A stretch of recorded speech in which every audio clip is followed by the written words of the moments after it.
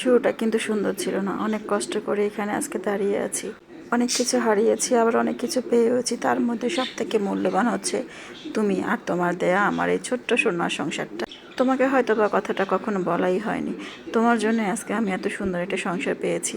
আমি হাজার দোয়া করলেও তোমার জন্য দোয়ার পরিমাণ কখনো শেষ হবে না। তবে মহান আল্লাহর কাছে একটা কামনাই করি, জীবনে যা কিছু দিয়েছিল তার থেকে অনেক ভালো কিছু দিয়েছে, আর যা নিয়েছে তা হয়তো বা আমার জন্য উপযুক্ত ছিল না। ছোটোবেলা থেকে একটা সংসারের খুব লোভ ছিল আমার। তো সেই জায়গা থেকে আসলে শুরু। তোমার মতো জীবন সঙ্গী পেয়ে তুমি আমাকে এত সুন্দর একটা জীবন দিয়েছো, এজন্য তোমার প্রতি আমি অনেক কৃতজ্ঞ। কারণ জীবনে অনেক পুরুষ দেখেছি, অনেক মানুষ দেখেছি, অনেক প্রপোজালও পেয়েছি, কিন্তু তোমার মতো এরকম দায়িত্ব নিয়ে জীবনে কখনো কাউকে আমার পাশে চলতে দেখিনি। তো যাই হোক, আসলে অনেক কথাই বলার ছিল, কিন্তু না বলতে পারাটাও এক ধরনের কষ্ট, এক ধরনের দুঃখ। কখনো বলা হয়নি যে তোমাকে ভীষণ আকারে ভালোবাসি।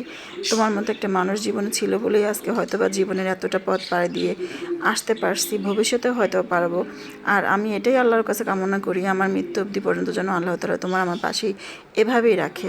আর সবসময় আল্লাহর কাছে এটাও দোয়া করি, তুমি যেন সবসময় সুস্থ থাকো, ভালো থাকো। আল্লাহ তাআলা যেন তোমাকে নেক হায়াত দান করে। আর আপনারা সবাই আমার এবং আমার পরিবারের জন্য, আমার হাজব্যান্ডের জন্য দোয়া করবেন। ভালো থাকবেন। আসসালামু আলাইকুম।